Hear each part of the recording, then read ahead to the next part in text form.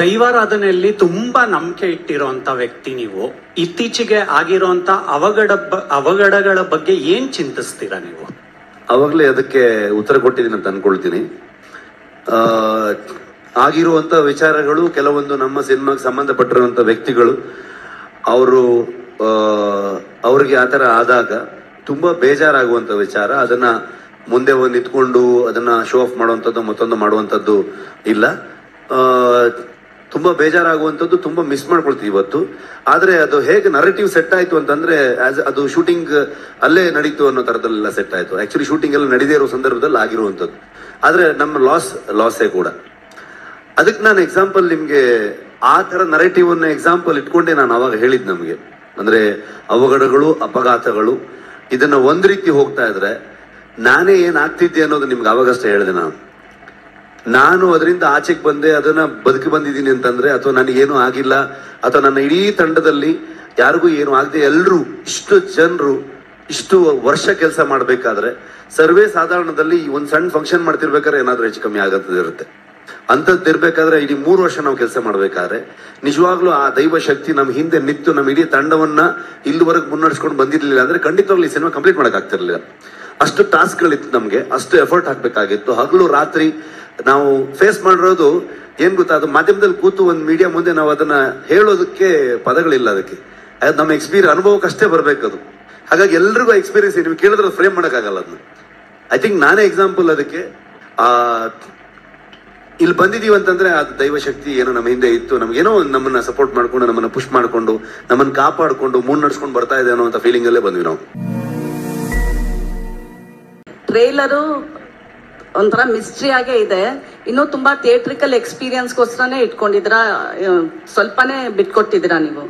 ಖಂಡಿತವಾಗ್ಲು ಯಾವತ್ತು cinema trailer teaser ಅದು ನಿಮ್ಮನ್ನ ಟೀಸ್ ಮಾಡೋದಂತ ಹೇಳ್ತಾರೆ. ಅದನ್ನ ಇಲ್ಲೇನಿದೆ ಅನ್ನುವಂತ ವಿಚಾರಗಳನ್ನ ಹೇಳುವಂತ ಟ್ರೈಲರ್ ಅಲ್ಲಿ ಇಡೀ ಕಥೆಯನ್ನ ಹೇಳೋದಕ್ಕಾಗಲ್ಲ.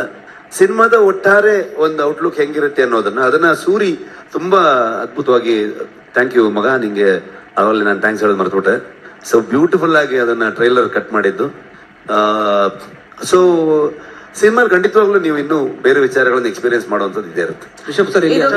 ಇದು ಕೇಳಿರೋದು ಅಂದ್ರೆ ನಿಮ್ಮ ಊರಲ್ಲಿ ಕೇಳಿಸ್ಕೊಂಡಿರೋ ಕತೆ ಎಷ್ಟು ಫ್ಯಾಕ್ಟ್ ಎಷ್ಟು ಫಿಕ್ಷನ್ ಇದೆ ಸರ್ ಇದ್ರೊಳಗೆ? ಅದು ತುಂಬಾ ಕಷ್ಟ ಆ ತರದ ಲೆಕ್ಕಾಚಾರ ಹಾಕೋದಕ್ಕೆ. ಬರುವಂತ ವಿಚಾರಗಳು ನಂಬಿಕೆ, ನಾನು ತುಂಬಾ ನಂಬೋವನು, ದೇವರನ್ನ ನಂಬ್ಕೊಂಡೆ ನಾನು ಈ ಸಿನಿಮಾ ಮಾಡೋದು. ಕತೆ ಅಂತ ಬಂದಾಗ ಡೆಫಿನೆಟ್ಲಿ ಕಥೆಯ ಒಟ್ಟಾರೆ ವಿಚಾರದಲ್ಲಿ ನಾವು ಒಂದು ಕಾಲ್ಪನಿಕವಾಗೂ ಹೋಗ್ಬೇಕಾಗತ್ತೆ. ಕೆಲವೊಂದಷ್ಟು ನಡೆದ ಘಟನೆಗಳನ್ನು ವಿಚಾರಗಳನ್ನ ಇಟ್ಕೋಬೇಕಾಗತ್ತೆ. ಆದ್ರೆ ಈ ಕಥೆಯಲ್ಲಿ ಹೇಗೆ ಕೂರುತ್ತೆ, ಅದು ಹೇಗೆ ಫಿಟ್ ಆಗುತ್ತೆ ಅನ್ನೋ ರೀತಿಯ ಬದಲಾವಣೆಗಳನ್ನು ಮಾಡ್ಬೇಕಾಗತ್ತೆ. ಆದ್ರೆ ದೈವದ ವಿಚಾರಗಳಿಗೆ ಬಂದಾಗ ನಾವೇನ್ ಕೇಳಿರ್ತೀವಿ, ನಮ್ಮ ಪಾಠದಲ್ಲಿ ಏನ್ ಕೇಳಿರ್ತೀವಿ, ನಮ್ಮ ಹಿರಿಯರು ಏನ್ ಹೇಳಿರ್ತಾರೆ, ಈ ತರ ವಿಚಾರಗಳನ್ನ ಇಟ್ಕೊಂಡೇ ಹೋಗಿರ್ತೀವಿ. ನಾನ್ ಟ್ರೈಲರ್ ನೋಡಿದಾಗ ಪರ್ಟಿಕ್ಯುಲರ್ಲಿ ನಂಗೆ ಅನ್ಸಿದ್ದು ಈ ಹೆಣ್ಣು ಹೊಣ್ಣು ಮಣ್ಣು ಇದೊಂಥರ ಯೂನಿವರ್ಸಲ್ ಥೀಮ್. ಸೊ ಅದ್ರಿಂದನೇ ಕಾಂತಾರನ ಅಂತ. ಕಾಂತಾರ ಮೊದ್ಲಿಂದಾನು ಹೇಳಿದ್ದೀನಿ ನಾನು, ಮನುಷ್ಯ ಮತ್ತೆ ಪ್ರಕೃತಿಯ ನಡುವಿನ ಸಂಘರ್ಷ ಇದು ಅಂತ ಅನ್ಕೊಂಡು. ಸೊ ಆ ಸಂಘರ್ಷವನ್ನ ನೀವು ಅದೇ ಇನ್ನೊಂದು ಪಾರ್ಟ್ ಅಲ್ಲಿ ನೋಡ್ತಿದ್ದೀರಾ ಅಂತ ಹೇಳ್ಬೋದು. ಜೊತೆಗೆ ತುಂಬಾ ಕಥೆಯನ್ನ ಹೇಳೋದಕ್ಕೆ ಆಗಲ್ಲ, ಯಾಕಂದ್ರೆ ನೀವು ಎಕ್ಸ್ಪ್ಲೋರ್ ಮಾಡಿದಾಗ ನಿಮ್ ಎಕ್ಸ್ಪೀರಿಯನ್ಸ್ ಗೆ ಇನ್ನು ಬೆಟರ್ ಸಿಗುತ್ತೆ ಅಂತ ಅನ್ಕೊಂಡು. ಬಟ್ ನಿಮ್ಮ ಮುಂದಿನ ಪ್ಲಾನ್ ಕನ್ನಡ ಸಿನಿಮಾಗಳ ಬಗ್ಗೆ ಆಗಿರ್ಬೋದು, ಇಂಡಸ್ಟ್ರಿಯ ಉಳಿವಿಗಾಗಿರ್ಬೋದು, ಯಾವ ರೀತಿ ಇರುತ್ತೆ ಅನ್ನೋಂಥದ್ದು ಸರ್? ಸರ್ ಐ ಥಿಂಕ್ ನಾನು ಅದಕ್ಕೆ ಅವಾಗಲೇ ಹೇಳಿದೆ, ನಾನು ಒಂದು 5 ವರ್ಷದಿಂದ ಊರಲ್ಲಿ ಸೇರ್ಕೊಂಡು ಜನರಲ್ ನಾಲೆಜೇ ಇಲ್ಲ ನನಗೆ ಇವಾಗ. ಸೊ ಜನರಲಿ ಇಲ್ಲಿ ಏನ್ ನಡೀತಾ ಇದೆ, ಏನ್ ಕತೆ ಅನ್ನೋದು ಬರ್ರಿ ಮುಳುಗೋಗಿದೀವಿ ಇದ್ರೊಳಗೆ. ಯಾರು ಉಳ್ಸಕ್ಕಾಗಲ್ಲ ಅಂತ ಅನ್ಸುತ್ತೆ, ಯಾರೋ ಒಬ್ರಿಂದ ಉಳ್ಸಕ್ಕಾಗತ್ತೆ ಅನ್ನೋ ಥಾಟಲ್ಲಿ ಹೇಳಕ್ಕಾಗಲ್ಲ. ಸಿನಿಮಾ ಜನರಿಗೆ ಇಷ್ಟ ಆಗ್ಬೇಕು. ಐ ಥಿಂಕ್ ಒಳ್ಳೊಳ್ಳೆ ಕಥೆಗಳು ಬರ್ಬೇಕು, ಹೊಸ ವಿಚಾರಗಳು ಬರ್ಬೇಕು ಜನರಿಗೆ. ಅಂದ್ರೆ ನಮ್ಮಲ್ಲಿ ಏನಾಗಿದೆ ಅಂದ್ರೆ ಜನರ ಟೇಸ್ಟ್, ಜನರ ಅಭಿರುಚಿಗಳು ಬದಲಾಗಿದೆ. ಬಿಫೋರ್ ಕೋವಿಡ್ ಒಂಥರ ಇತ್ತು, ಆಫ್ಟರ್ ಕೋವಿಡ್ ಒಂಥರ ಇದೆ, OTTಗಳು ಬಂದ ಮೇಲೆ ಒಂಥರ ಇದೆ. ಬಂದ್ ಸ್ವಲ್ಪ ಟೈಮ್ ಆದ್ಮೇಲೆ ಮತ್ತೆ ಪುನಃ ಥಿಯೇಟರ್ ಎಕ್ಸ್ಪೀರಿಯನ್ಸ್ ಹೋಗುವಂತ ವಿಚಾರಗಳು, ಕಾಂಟೆಂಟ್ ಫಿಲ್ಮ್ ಆಗ್ಬೋದು, ದೊಡ್ಡ ಸ್ಕೇಲ್ ಫಿಲ್ಮ್ ಆಗ್ಬೋದು, ಪ್ಯಾನ್ ಇಂಡಿಯಾ ಆಗ್ಬೋದು, ಸ್ಟಾರ್ ಫಿಲ್ಮ್ ಆಗ್ಬೋದು, ಈ ತರದ ಬೇರೆ ಬೇರೆ ಅಭಿರುಚಿ ಇರುವಂತಹ ಜನರಿದ್ದಾರೆ. ಅವರ ಅಭಿರುಚಿಗಳು ಬದಲಾಗ್ತಾ ಇದ್ದ ಹಾಗೆ ಸಿನಿಮಾದವರು ಆ ಡಿಮಾಂಡ್ ಅಂಡ್ ಸಪ್ಲೈ ಸ್ವಲ್ಪ ಏನೋ ವೇರಿಯೇಷನ್ ಆದಾಗ ಆಗತ್ತೇನೋ ಅಂತ ಅನ್ಕೊಳ್ತೀನಿ ನಾನು. ಫಾರ್ ಎಕ್ಸಾಂಪಲ್ ನಮ್ಮ ಶೈಲ್ ಗುರು ಅವ್ರದ್ದು JP ತುಮ್ಮಿನಾಡ್ ಅವರ ನಿರ್ದೇಶನದಲ್ಲಿ ಬಂದಿರುವಂತಹ ಸಿನಿಮಾ ನಿಮ್ಗೆ ಅದು ಒಂಥರ ಒಂದು ಸ್ಮಾಲ್ ಟೌನ್, ಒಂದು ಊರಿನ ಒಂದು ಕತೆ. ಅದಕ್ಕೆ ನಿಮ್ಗೆ ಯಾವ ಪ್ರಮೋಷನ್ ಅಥವಾ ಯಾವುದೇ ರೀತಿಯಾದಂತ ವಿಚಾರಗಳು ಯಾವ ಒಂದು ಸರ್ಕಲ್ ಒಳಗಡೆ ಸಿಗದೇ ಇಲ್ಲ. ಅದು ಸಿನಿಮಾ ತುಂಬಾ ಹಾನೆಸ್ಟ್ ಆಗಿದ್ದಾಗ, ತುಂಬಾ ಅದನ್ನ ನಂಬಿ ಸಿನಿಮಾ ಮಾಡಿ ಜನರನ್ನ ಎಂಟರ್ಟೈನ್ ಮಾಡಬೇಕು ಅನ್ನೋ ಥಾಟ್ ಪ್ರೊಸೆಸ್ ಸಿನಿಮಾ ಮಾಡಿದಾಗ, ಅದು ಜನರಿಗೆ ಇಷ್ಟ ಆದಾಗ ಜನರಿಗೆ ಅದನ್ನ ಎಲ್ಲಿಗೆ ಬೇಕಾದ್ರೆ ತಗೊಂಡು ಹೋಗುವಂತ ತಾಕತ್ತಿದೆ. ಹಾಗಾಗಿ ನೀವು ಜನರಿಗೆ ಇಷ್ಟ ಆಗಂತ ಸಿನಿಮಾ ಅದನ್ನ ಹಾಗ ಅಂತ ಲೆಕ್ಕ ಹಾಕಕ್ಕೂ ಆಗಲ್ಲ. ಇಷ್ಟು ಸಿನಿಮಾ ಬಂದ್ರೆ ಇದು ವರ್ಕ್ ಆಗತ್ತ ಗೊತ್ತಿಲ್ಲ. ಅದು ಸೊ ಅಲ್ಟಿಮೇಟ್ಲಿ ಜನರಿಗೆ ಇಷ್ಟ ಆಗುವಂತದ್ದು ಮಾಡ್ಬೇಕಾಗತ್ತೆ. ಅದಕ್ಕೆ ಹೊಸ ಹೊಸ ಪ್ರತಿಭೆಗಳು, ಹೊಸ ವಿಚಾರಗಳು ಬರ್ತಾ ಹೋಗ್ಬೇಕಾಗತ್ತೆ ಅಂತ ಅನ್ಸುತ್ತೆ ನನಗೆ. ಸರ್ಕಾರ ಟಿಕೆಟ್ ಪ್ರೈಸಸ್ ಕಮ್ಮಿ ಮಾಡಿದಾದ್ಮೇಲೆ ನಿರ್ಮಾಪಕರ ಸಂಘ, ನಿರ್ದೇಶಕರ ಸಂಘ, ಚಲನಚಿತ್ರ ವಾಣಿಜ್ಯ ಮಂಡಳಿ ಎಲ್ಲರೂ ಖುಷಿಯಿಂದ ವೆಲ್ಕಮ್ ಮಾಡಿದ್ರು. ಆದ್ರೆ ಒಂದು ಎಕ್ಸ್ಪೆಕ್ಟ್ ಮಾಡಿರ್ಲಿಲ್ಲ, ಹೊಂಬಾಳೆ ಫಿಲ್ಮ್ಸ್ ಅವರು ಅದ್ರ ವಿರುದ್ಧ ಕೋರ್ಟ್ಗೆ ಹೋಗ್ತಾರೆ ಅನ್ನೋದು. ಅದು ಏನಾದ್ರು ರೆಸ್ಪಾನ್ಸ್ ಕೊಡ್ಬೋದಾ ನೀವು? ನೀವು ಕೇಳಿದ್ದು ಕೊಡಬಹುದು, ಬಟ್ ಈಗ ಫೋಕಸ್ ಕಾಂತಾರ ಚಿತ್ರದ ಮೇಲೆ ಹೋಗ್ಬಿಡೋಣ. ನಿಮಗೆ ಖಂಡಿತ ಇದ್ರ ಬಗ್ಗೆ ನಾನು ತುಂಬಾ ಚರ್ಚೆ ಮಾಡಬೇಕು ಅನ್ನೋದು ನನಗೂ ಆಸೆ ಇದೆ ಇದ್ರ ಬಗ್ಗೆ. ಬಟ್ ಈ ದಿನ ಬೇಡ ಅಂತ ಅಂದ್ಕೊಂಡಿದ್ದೀನಿ, ದಯವಿಟ್ಟು ಕ್ಷಮಿಸ್ಬಿಡಿ. ಈಗ ಕಾಂತಾರ ಚಿತ್ರದ ಬಗ್ಗೆನೇ ಮಾತಾಡೋಣ ದಯಮಾಡಿ. ಸರ್, ಈಗ ರಿಲೀಸ್ ಸಂಬಂಧಪಟ್ಟ ಹಾಗೆ ಹೇಗೆ ಪ್ಲಾನ್? ಮತ್ತೆ ಇದು ಫಸ್ಟ್ ಪ್ರೆಸ್ ಮೀಟು, ಇನ್ನು ಕೇವಲ ಒಂದು 12-13 ದಿನ ಮಾತ್ರ ಇದ್ರ ರಿಲೀಸ್ಗೆ. ಪ್ರಮೋಷನಲ್ ಪ್ಲಾನ್ ಹೇಗಿದೆ ಸರ್? ಸರ್, ಇವತ್ತು ಟ್ರೈಲರ್ ಲಾಂಚ್ ಆಗಿದೆ. ಟೋಟಲ್ ಇಂಡಿಯಾದಲ್ಲಿ ಒಂದು 6,000ರಿಂದ 6,500 ಸ್ಕ್ರೀನ್ಸ್ ನ ಡೇ 1 ಅಲ್ಲಿ ರಿಲೀಸ್ ಮಾಡ್ತಾ ಇದೀವಿ. 6,500ದಿಂದ 7,000 ಆಗ್ಬಹುದು ಎಂಟೈರ್ ಇಂಡಿಯಾದಲ್ಲಿ 7,000 ಸ್ಕ್ರೀನ್ ಅಂತ ಅಂದ್ಕೋಬಹುದು. ಮತ್ತೆ ಓವರ್ಸೀಸ್ ಅಲ್ಲಿ ಇನ್ನೂ ಸ್ಕ್ರೀನ್ ಲೆಕ್ಕ ಅದು ಕೌಂಟ್ ಬರಲ್ಲ, ಅದು ಶೋ ಲೆಕ್ಕ ಬರುತ್ತೆ. ಅರೌಂಡ್ 30 ಕಂಟ್ರಿಲಿ ರಿಲೀಸ್ ಮಾಡ್ತಾ ಇದೀವಿ. ಸೇಮ್ ಟೈಮ್ ಒಂದು ಹೊಸದಾಗಿ ಹೇಳ್ಬೇಕು ಅಂದ್ರೆ ಮೆಕ್ಸಿಕೋ ಅಂದ್ರೆ ಮೆಕ್ಸಿಕೋ ಅಂಡ್ ಕೊಲಂಬಿಯಾ ಅಂದ್ರೆ ಸೌತ್ ಅಮೆರಿಕಾ, ಅಲ್ಲೊಂದು ಈ ಸಲ ಚಾನ್ಸ್ ತಗೋಬೇಕು ಅಂತ ಮನ್ಸು ಮಾಡಿದೀವಿ. ಸ್ಪ್ಯಾನಿಷ್ ಅಲ್ಲಿ ಡಬ್ಬ ಆಗ್ತಾ ಇದೆ. ಇನ್ನೊಂದು 2-3 ಡೇಸ್ ಅಲ್ಲಿ ಸ್ಪ್ಯಾನಿಷ್ ಅಲ್ಲೂ ಕಂಪ್ಲೀಟ್ ಆದ್ರೆ ಸೌತ್ ಅಮೆರಿಕಾದಲ್ಲೂ ಈ ಸಲ first time in Indian film Spanish ಅಲ್ಲಿ ರಿಲೀಸ್ ಮಾಡಬೇಕು ಅಂತ ಹೊರಟಿದೀವಿ. Super sir. ಇಲ್ಲಿ ಮೊದಲನೇ ಕಾರ್ಯಕ್ರಮ ಆಯ್ತು, ನೆಕ್ಸ್ಟ್ ಬೇರೆ ಬೇರೆ ಸಿಟಿಗಳಿಗೆ ಹೋಗೋದು ಅದಕ್ಕೆ ಸಂಬಂಧ 27th ಇಂದ ಸ್ಟಾರ್ಟ್ ಮಾಡ್ತಾರೆ. 26th ತುಂಬಾ ಟೈಟ್ ಶೆಡ್ಯೂಲ್ ಇದೆ, ಯಾಕಂದ್ರೆ ರಿಷಬೇ ಆಕ್ಟಿಂಗ್ ಮತ್ತೆ ಡೈರೆಕ್ಷನ್ ಆಗೋದ್ರಿಂದ ರಿಷಬ್ ಬಿಟ್ಟು ಹೋಗಕ್ ಆಗ್ತಾ ಇಲ್ಲ. ರಿಷಬ್ ಹೋಗ್ಬೇಕಾಗೋದ್ರಿಂದ 27th ಸ್ಟಾರ್ಟ್ ಮಾಡ್ತಾರೆ. First Kochi, second half Chennai, 28th Hyderabad, 29th and 30th north India, ಈ ತರ ಪ್ಲಾನ್ ಮಾಡಿದೀವಿ. ಈ ಸಿನಿಮಾ ಬಗ್ಗೆ ನಿಮ್ಮ ಸಿದ್ಧತೆ ಯಾವ ರೀತಿ ಇತ್ತು? ಐ ಥಿಂಕ್ ನಾವು ಈ ಎಲ್ಲ ಕಥೆಯ ಹಿನ್ನೆಲೆಗಳೆಲ್ಲವೂ ನನಗೆ ಚೈಲ್ಡ್ಹುಡ್ ಇಂದಾನೇ ಇದ್ದಿದ್ರಿಂದ ಈ ಕಥೆಯ ಒಂದು ಸಾಲಿಡ್ ಆಗಿ ಒಂದು ಸ್ಟೋರಿ ಲೈನ್ ಅಂತ ಹುಟ್ಕೊಂಡಿದ್ದು ಕಾಂತಾರದ ಜರ್ನಿಯಿಂದಾನೆ. ಅದರ ಹಿನ್ನೆಲೆ ಅಥವಾ ನಾನು ಕೇಳಿದಂತ ಕಥೆಗಳು, ನಾನು ಕೇಳಿದಂತ ಪಾಠದನದಲ್ಲಿ ಬರುವಂತಹ ಸ್ಟೋರಿಗಳಾಗ್ಬೋದು, ನಮ್ಮ ಜನಪದದಲ್ಲಿರುವಂತಹ ವಿಚಾರಗಳಾಗ್ಬೋದು, ಇವೆಲ್ಲ ವಿಷಯಗಳನ್ನ ಇಟ್ಕೊಂಡು ಒಂದಷ್ಟು ಪುಸ್ತಕಗಳನ್ನಾಗ್ಬೋದು, ಈ ತರದ ವಿಚಾರಗಳನ್ನೆಲ್ಲ ಚರ್ಚೆ ಮಾಡ್ತಾ ನಾನು, ಅನಿ, ಗುರು 3 ಜನರು ಅವರಿಬ್ಬರನ್ನ ನಾನು ಮಂಗಳೂರಿಗೆ ಹೋದೆ. ಅಲ್ಲಿ ಕರೆದು ನಾವು ಡಿಸ್ಕಷನ್ ಶುರು ಮಾಡಿದ್ವಿ. ಅಲ್ಲಿಂದ ಸುಮಾರಷ್ಟು ದೈವ ನರ್ತಕರು ಜೊತೆಗೆ ಸುಮಾರಷ್ಟು ಪ್ರೊಫೆಸರ್ಸ್ಗಳು, ಇದ್ರ ಬಗ್ಗೆ ಸ್ಟಡಿ ಮಾಡಿರುವಂತಹ PhD ಮಾಡಿರುವಂತಹ ನಾವಲಿಸ್ಟ್ಗಳು, ಇಂಥವ್ರ ಜೊತೆಗೆಲ್ಲ ಚರ್ಚೆಗಳನ್ನ ಮಾಡಿ ರಿಸರ್ಚ್ ಮಾಡ್ತಾ ಮಾಡ್ತಾ ಮಾಡ್ತಾ ಮೂಲ ಕಥೆಯನ್ನ ಯಾವತ್ತೂ ನಾನು ಯಾರ ಹತ್ರ ಬರ್ಬೇಕಾದ್ರೂ ಒಂದು ಮೈನ್ ಸ್ಟೋರಿ ಲೈನ್ ಇಟ್ಕೊಂಡೆ ನಾನು ನನ್ನ ರೈಟರ್ಸ್ ಹತ್ರ ಹೋಗ್ಬೇಕಾದ್ರೂ ಈ ಪ್ಲಾಟ್, ಈ ಕಥೆ ಮೇಲೆ ನಾವು ಸಿನಿಮಾ ಮಾಡ್ತೀವಿ ಅನ್ನೋದ್ರ ಮೇಲೆ ಹೇಳ್ತಾ ಹೋಗ್ತೀನಿ. ಸೊ ಅಲ್ಲಿಂದ ಎಲ್ಲರೂ ಕೂತ್ಕೊಂಡು ನಾವು ಡೆವಲಪ್ ಮಾಡ್ತಾ ಹೋಗ್ತೀವಿ ಅದನ್ನ. ಸೊ ಹೀಗೆ ಊರಲ್ಲಿ ನನಗೆ ಸುಮಾರಷ್ಟು ಜನ ವೈಸ್ ಚಾನ್ಸಲರ್ಸ್ಗಳಾಗ್ಬೋದು, ಪ್ರೊಫೆಸರ್ಸ್ ಆಗ್ಬೋದು, ಇವರೆಲ್ಲರ ಜೊತೆಗೆ ಚರ್ಚೆಯನ್ನು ಮಾಡಿಕೊಂಡು ಕತೆಗೆ ಏನೇನು ಪೂರಕವಾಗಿ ಬೇಕಾಗಿರುತ್ತೆ ಅದರ ಸಿದ್ಧತೆಗಳನ್ನು ಮಾಡ್ಕೊಂಡು ಹೋಗ್ತಾ ಬರವಣಿಗೆಯನ್ನ ನಾವು ಪ್ಯಾರಲ್ ಆಗಿ ಮಾಡ್ಕೊಂಡು ಹೋಗಿರೋವಂಥದ್ದು. ಅಂಡ್ ಅದು ಪರ್ಟಿಕ್ಯುಲರ್ ಕಳರಿಪಯಟ್ಟು ಅನ್ನೋದು ತುಂಬಾ ಪರ್ಟಿಕ್ಯುಲರ್ ಆಗಿ ಯಾವುದೋ ಒಂದು ಸೀನ್ಗೋಸ್ಕರ ಅದನ್ನ ಪ್ರಾಕ್ಟೀಸ್ ಮಾಡಿದ್ದಲ್ಲ. It is one of the workout. ನಮ್ಮ ಕಳರಿಪಯಟ್ಟು ಅನ್ನುವಂಥದ್ದು ಗರಡಿಪೆಟ್ಟು ಅಂತ ನಮ್ಮಲ್ಲಿ ಕರೀತಾ ಇದ್ರು, ಕಳರಿಪಯಟ್ಟು ಅಂತ ಕರೀತಾರೆ ಅದನ್ನ. ವ್ಯಾಯಾಮದ ಒಂದು ಭಾಗ ಅದು. ಸೊ ಅದು ತುಂಬಾ ಏನ್ಷಿಯಂಟ್ ಒಂದು ಹಿಸ್ಟ್ರಿ ಇರುವಂತಹ ಒಂದು ವ್ಯಾಯಾಮ, ಮತ್ತೆ ಒಂದು ಹೊಡೆದಾಟಕ್ಕೆ ಅಥವಾ ಯುದ್ಧ ಶೈಲಿಗೆ ಅದನ್ನು ಉಪಯೋಗಿಸಿರುವಂತಹ ಒಂದು ಕಲೆ ಆಗಿತ್ತದು. ಸೊ ಈಗ ಸ್ವಲ್ಪ ಅದು ಕಮ್ಮಿ ಆಗ್ತಾ ಇದೆ. ಅದನ್ನ ಸಿನಿಮಾಗೆ ತುಂಬಾ ಸ್ವಲ್ಪ ಆ ಕಾಲದ ಸಿನಿಮಾ ಆಗಿರೋದ್ರಿಂದ ಸೊ ಅಲ್ಲಿ ಯುದ್ಧದ ಸನ್ನಿವೇಶಗಳು ಈ ತರ ಬರೋದ್ರಿಂದ ಅದಕ್ಕೆ ತಯಾರಿಗೋಸ್ಕರವಾಗಿ ನಾನು ಅದನ್ನ ಪ್ರಾಕ್ಟೀಸ್ ಮಾಡಿದ್ದು ಬಿಟ್ರೆ ನಾನು ಬೇರೆ ಯಾವುದೇ ರೀಸನ್ಗೆ ಅಥವಾ ಪರ್ಟಿಕ್ಯುಲರ್ ಯಾವುದೋ ಸೀನ್ಗೋಸ್ಕರ ಮಾಡಿರೋಂಥದ್ದಲ್ಲ. ಅದೇ ತರದಲ್ಲಿ ನಾವು ಸಿನಿಮಾ ಫೈಟಿಂಗು ಕೂಡ ಈಗ ಮಾಸ್ಟ್ರು ಬಂದಾಗ ನಮ್ಗೆ ಇವ್ರ ಜೊತೆಗೆ ಇನ್ನೂ 4-5 ಜನ ಮಾಸ್ಟರ್ಗಳಿದ್ರು.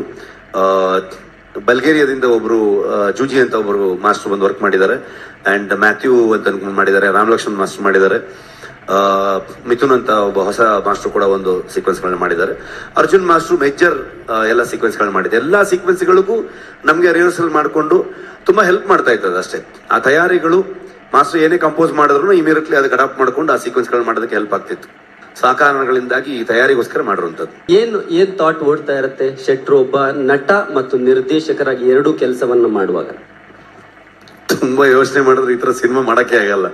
ಸೊ ಜಾಸ್ತಿ ಯೋಚನೆ ಮಾಡಬಾರದು.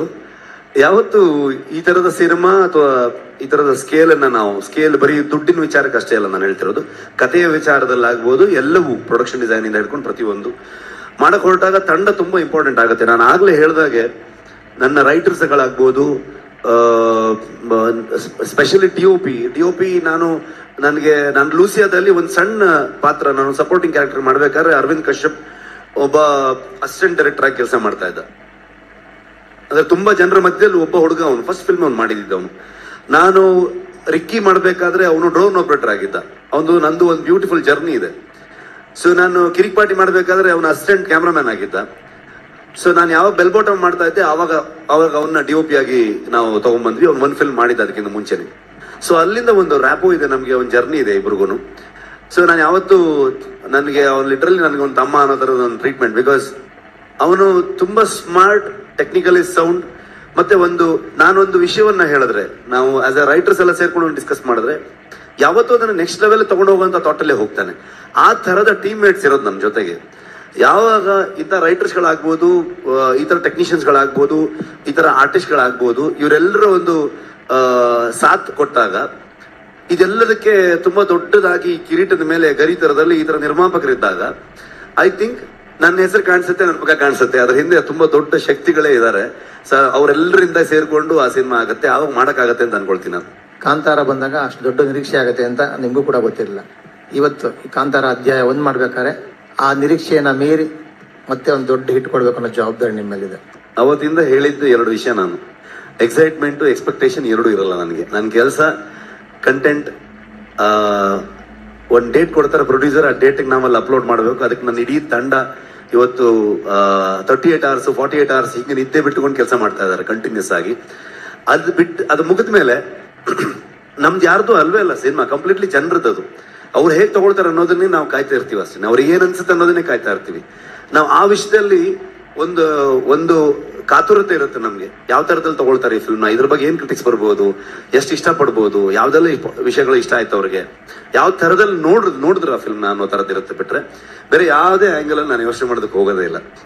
ಸೊ ಮತ್ತೆ ಅದೊಂದು ಬರ್ಡನ್ ಆಗ್ಬಾರ್ದು, ಒಂದು ಜವಾಬ್ದಾರಿ ಆಗ್ಬೇಕಷ್ಟೇ. ನಾವು ಕೆಲಸ ಮಾಡ್ತಾ ಆಸ್ ಅ ಪ್ರೊಡಕ್ಷನ್ ಹೌಸ್ ಈ ಸಿನಿಮಾನ ಹೇಗೆ ಶೇಪಪ್ ಮಾಡ್ಬೇಕು ಅನ್ನೋದನ್ನ, ಹೇಗೆ ಮೌಂಟ್ ಮಾಡ್ಬೇಕು ಅನ್ನೋದು ಒಂದು ಐಡಿಯಾ ಇರುತ್ತೆ. ಆಸ್ ಅ ಟೀಮ್ ನಮ್ಗೆ ಈ ಸಿನಿಮಾನ ಯಾವ ತರದಲ್ಲಿ ತರಬೇಕು ಅನ್ನೋದನ್ನ ಒಂದು ಐಡಿಯಾದಲ್ಲಿ ಹೋಗ್ತೀವಿ ನಾವು.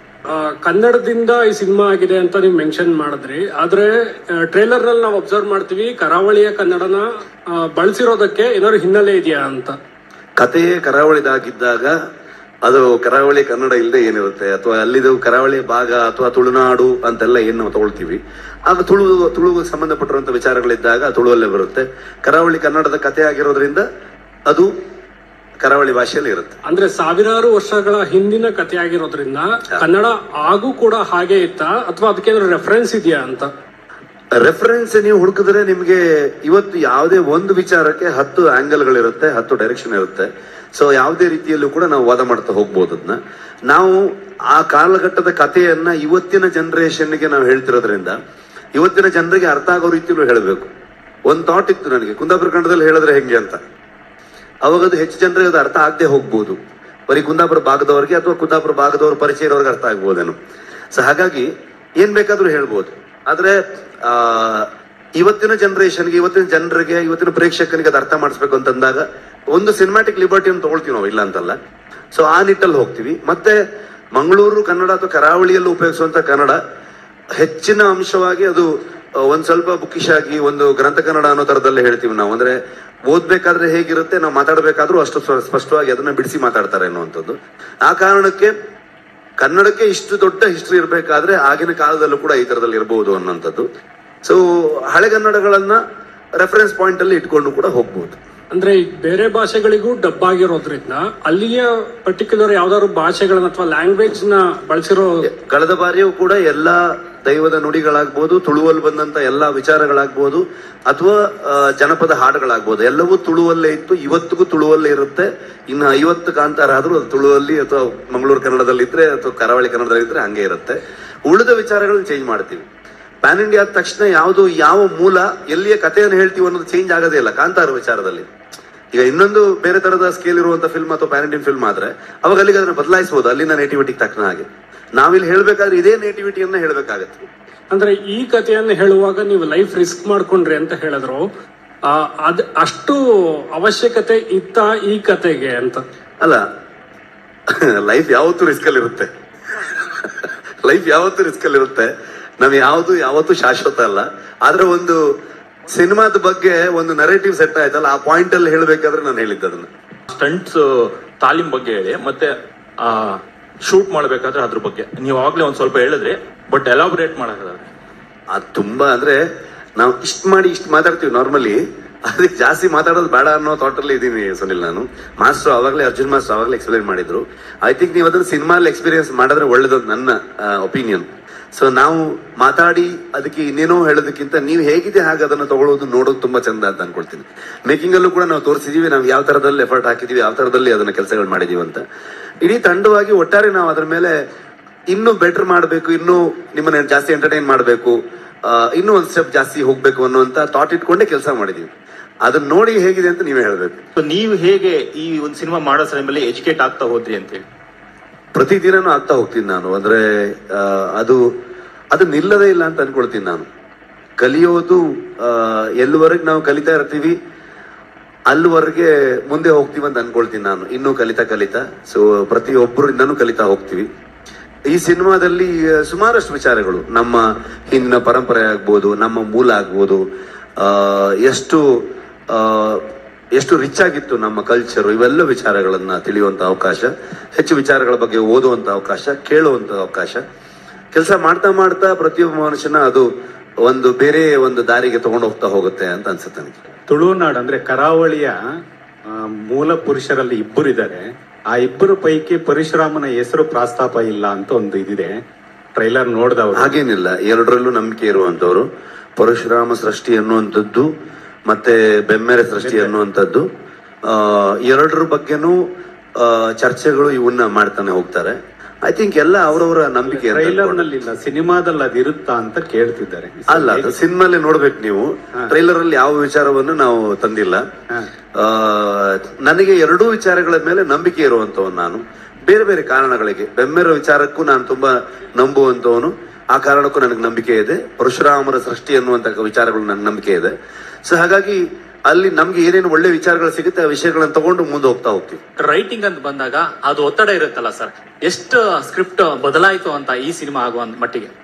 ಬದಲಾವಣೆ ಅಂತೇನಿಲ್ಲ, ಇಂಪ್ರೂವೈಸೇಷನ್ ಮಾಡ್ತಾನೆ ಹೋಗ್ತೀವಿ ನಾವು. ನಮ್ಮ ಇಡೀ ಟೀಮ್ದು ಇದು ಅಂದ್ರೆ ಐ ಥಿಂಕ್ ಒಂದು 10 ಸಲನ 15 ಸಲನ ಅಂದ್ರೆ ನಾರ್ಮಲಿ ಪ್ರೊಡ್ಯೂಸರ್ಗೆ ಈಗ ನಾನು ನಾರ್ಮಲಿ ಇರುತ್ತೆ ಅಂದ್ರೆ ಕಾಂತಾರ ಮುಗಿಸ್ಕೊಂಡು ಬಂದು ಅವ್ರಿಗೆ ಇನ್ನೊಂದು ಪಾರ್ಟ್ ಮಾಡ್ಕೊಳ್ರಪ್ಪ ಅನ್ನೋ ತರ ಇರುತ್ತೆ.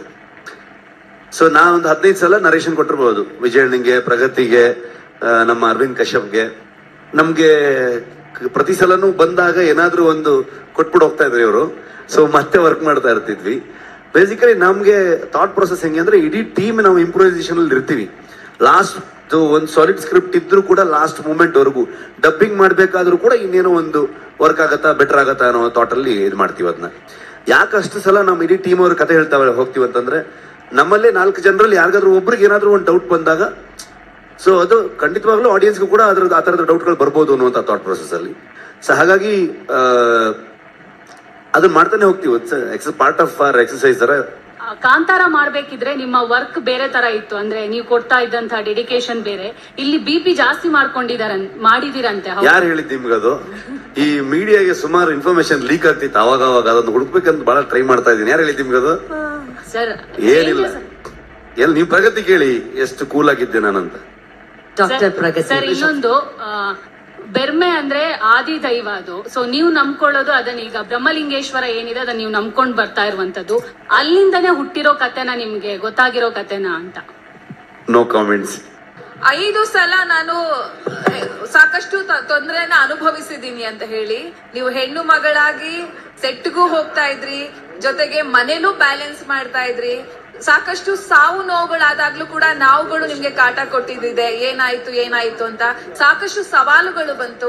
ಆ ಸಂದರ್ಭ ಹೇಗಿತ್ತು, ಅವ್ರಿಗೆ ನೀವು ಹೇಗೆ ಧೈರ್ಯ ತುಂಬಿದ್ರಿ ಅಂತ ಹೇಳಿ? ಇಲ್ಲ, ನೀವು ನಾನೇನ್ ಹೇಳೋದಕ್ಕೆ ಇಷ್ಟಪಡ್ತೀನಿ ಅಂದ್ರೆ, ತುಂಬಾ ವರ್ಷನ್ಸ್ ಆಯ್ತು, ತುಂಬಾ ಮಾತಾಡ್ಬೋದಾ ಅಂದ್ರೆ ಸಿನಿಮಾದ ಬಗ್ಗೆ ಹಾಗಾಯ್ತು ಹೀಗಾಯ್ತು ಅಂತ ಅನ್ಕೊಂಡು, ನಾನೇನ್ ಹೇಳೋದಕ್ಕೆ ಇಷ್ಟಪಡ್ತೀನಿ ಅಂದ್ರೆ, ಖಂಡಿತ ನಾವೆಲ್ರೂ ರಿಷಬ್ ತುಂಬಾ ಬಿಲೀವ್ ಮಾಡ್ತಾರೆ, ಅದ್ರ ಜೊತೆಗೆ ನಾವೆಲ್ಲರೂ ದೇವ್ರನ್ನ ತುಂಬಾ ನಂಬ್ತೀವಿ, ಅದ್ರದ್ದು ಆಶೀರ್ವಾದದ ಜೊತೆಗೆ ಮಾಡ್ತಾ ಇದೀವಿ. ಅಂಡ್ ಇಲ್ಲಿರೋರು ನೀವೆಲ್ಲರೂ ಸಾಕಷ್ಟು ಜನ ನಂಬ್ತೀರಾ ನನಗೆ ಗೊತ್ತು. ಒಂದು ಇಷ್ಟು ದೊಡ್ಡ ಶಕ್ತಿ, ಅನುಶ್ರೀ ಅವರು ನಿಮ್ಗೂ ಗೊತ್ತಿರತ್ತೆ, ಇಷ್ಟು ದೊಡ್ಡ ಶಕ್ತಿ, ಇಷ್ಟು ದೊಡ್ಡ ಒಂದು ಪವರ್ ಏನ್ ಹೇಳ್ತೀವಿ, ಅದ್ರ ಆಶೀರ್ವಾದದಿಂದ ಈ ಸಿನಿಮಾ ನಮಗೆ ಶುರು ಮಾಡೋದಕ್ಕೆ ಆಗ್ತಿರ್ಲಿಲ್ಲ ಅನ್ನೋದು ನನ್ ಥಾಟ್ ಪ್ರೋಸೆಸ್. ಅಂದ್ರೆ ಆ ಆಶೀರ್ವಾದ ಸಿಕ್ಕಿಲ್ಲ ಅಂದ್ರೆ ಮೋಸ್ಟ್ಲಿ ರಿಷಬ್ ಅವರು ಕಾಂತಾರನೇ ಮಾಡ್ತಿರ್ಲಿಲ್ಲ ಅನ್ಸುತ್ತೆ, ಬೇರೆ ಮಾಡೋದಕ್ಕಾಗದೆ ಇರ್ಬೋದಾಗಿತ್ತೇನೋ, ಮಧ್ಯದಲ್ಲಿ ನಿಂತು ಹೋಗ್ಬೋದಾಗಿತ್ತೇನೋ, ಆ ತರದ್ದೇನೋ. ಆ ಪ್ರೇರಣೆಯಿಂದಾನೆ ನಾವು ಲಾಸ್ಟ್ ಟೈಮ್ ಕೂಡ ಹೇಳಿದ್ವಿ ಡಿವೈನ್ ಇಂಟರ್ವೆನ್ಷನ್ ಅಂತ. ಈ ಸಲನೂ ನಾನು ಹೇಳ್ತಾ ಇದ್ದೀನಿ, ಈ ಸಲ ತುಂಬಾ ಸ್ಟ್ರಾಂಗ್ ಆಗಿ ನಾವು ಬಿಲೀವ್ ಮಾಡಿದ್ವಿ. ಬಿಕಾಸ್ ನಾವೆಲ್ಲರೂ ಬೇರೆನೆ ಒಂದು ಪ್ರಪಂಚದಲ್ಲಿ ಬದುಕ್ಬಿಟ್ವಿ. ಒಂದು 5 ವರ್ಷದಿಂದ ಈ ಕಾಂತಾರ ಅನ್ನೋ ಪ್ರಪಂಚದಲ್ಲೇ ಇದೀವಿ. ಇದ್ರಲ್ಲಿ ಏನ್ ಎಕ್ಸ್ಪೀರಿಯನ್ಸ್ ಆಗ್ತಿದೆ ಅಲ್ಲ, ಅದು ವರ್ಡ್ಸಿಗೆ ಸಿಕ್ಕಲ್ಲ. ಅಂದ್ರೆ ಯಾರು ಸುಮ್ನೆ ಹೇಳ್ತಾ ಇಲ್ಲ ಅಂದ್ರೆ ಏನೋ ಆನ್ಸರ್ ಮಾಡ್ಬಾರ್ದು ಅಂತನೋ, ಇಲ್ಲ ಮಿಸ್ಟ್ರಿ ಇರ್ಬೇಕು ಅಂತ ಖಂಡಿತ ಅಲ್ಲ. ಖಂಡಿತವಾಗ್ಲೂ ಎಲ್ರು ತುಂಬಾ ಎಮೋಷನಲ್ ಆಗಿದ್ವಿ. ಯಾರಿಗೂನು ಅದನ್ನ ಒಂದ್ ಪದಗಳಲ್ಲಿ ಎಕ್ಸ್ಪ್ಲೈನ್ ಮಾಡೋದಕ್ಕಾಗಲ್ಲ. Some energies are like that. ನೀವು ಅದನ್ನ ಬಿಲೀವ್ ಮಾಡ್ತೀರಾ ಅಂತ ಅನ್ಕೊಳ್ತೀನಿ. ಅಂದ್ರೆ ಕೆಲವೊಂದನ್ನು ಹೇಳೋದಕ್ಕಾಗಲ್ಲ, ಹೇಳಿದ್ರೂ ಅರ್ಥ ಆಗಲ್ಲ. ಅದನ್ನ ನಮ್ಮ ಎಕ್ಸ್ಪೀರಿಯನ್ಸ್ಗೆ ಇಟ್ಕೊಳ್ಬೇಕು.